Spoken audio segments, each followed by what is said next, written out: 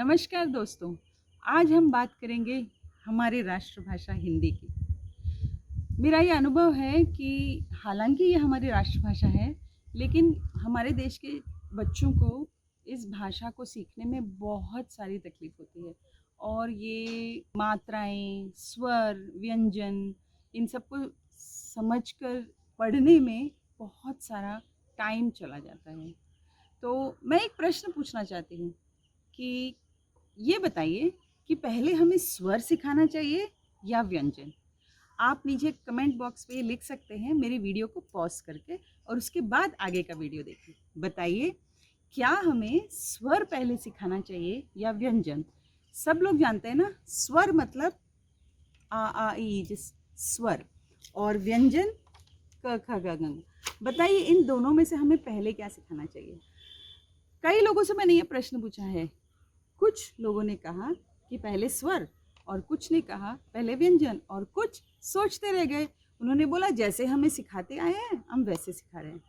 लेकिन मैंने एक तरकीब नई सीखी है जो मैं पिछले 15 साल से अपने बच्चों के साथ प्रयोग कर रही हूँ, और इससे मैंने देखा है कि जो बच्चे इस तरकीब से सीखते हैं वो हिंदी पढ़ना बहुत जल्दी सीख लेते हैं। तो आइए मैं बताती हूँ आपको ये तरकीब।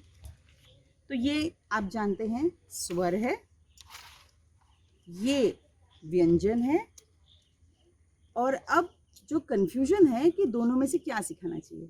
मेरा ये मानना है कि हमें सबसे पहले व्यंजन सिखाना चाहिए।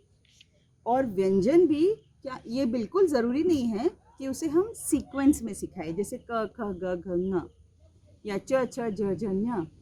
हम व्यंजन, कोई भी व्यंजन हम बच्चे को पहले इंट्रोड्यूस कर सकते हैं। बच्चे के नाम के व्यंजन से भी हम उनकी हिंदी पढ़ने की शुरुआत कर सकते हैं। मैंने क्या किया है, मैं बच्चे को कोई भी व्यंजन से स्टार्ट करती हूँ और उसे पहचानने के लिए चित्र या कविताएं या कहानियाँ का प्रयोग कर कर पहले व्यंजन पहचानने में उनकी मदद करती है। अच्छा चलिए सोचिए कि मैंने सबसे पहले ब व्यंजन शुरू किया, तो ब सिखाने के लिए बकरी या काफ़ी सारी शब्द हैं उसको प्रयोग करके ब को पहचानना सिखाती हूँ। और उसके बाद मैं दूसरा व्यंजन लेती हूँ जैसे स, और फिर स को पहचानने के लिए जितने भी शब्द स से शुरू होते हैं जो बच्चे की ज़िंदगी में ऑलरेडी आ चुके हैं हम उसका प्रयोग करते हैं। अब अगला कदम ये होता है कि मैं इन दोनों को जोड़ने को सिखाती हूँ।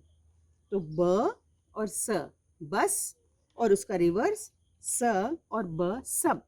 तो ये देखिए पहली ही क्लास में बच्चा पढ़ने लगता है।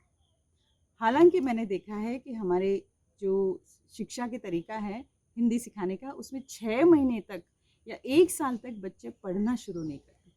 और ऐसे ही आप एक एक करके जब व्यंजन, नया व्यंजन सिखाते हैं, बच्चे उन शब्द, उन अक्षरों को जोड़कर नए नए शब्द बना लेते हैं।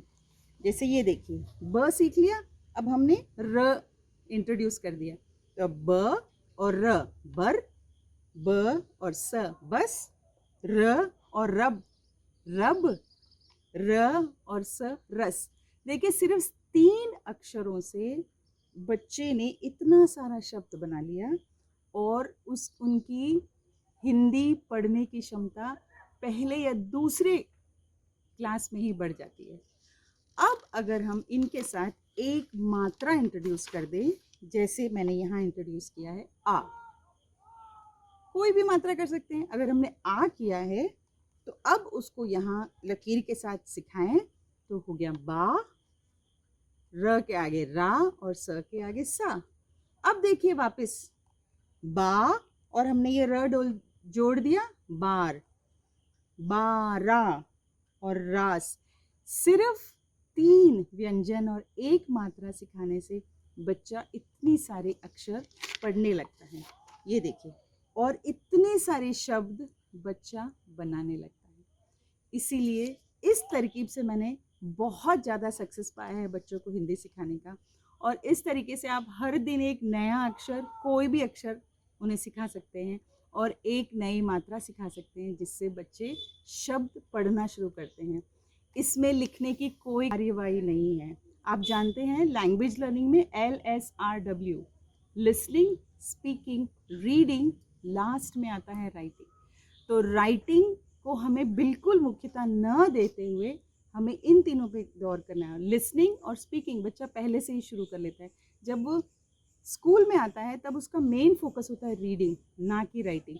अगर वो सारे अक्षर, रीडिंग, वर्ड फॉर्मेशन वगैरह पूरी तरह आ जाए तो राइटिंग तो उसके लिए बहुत आसान है।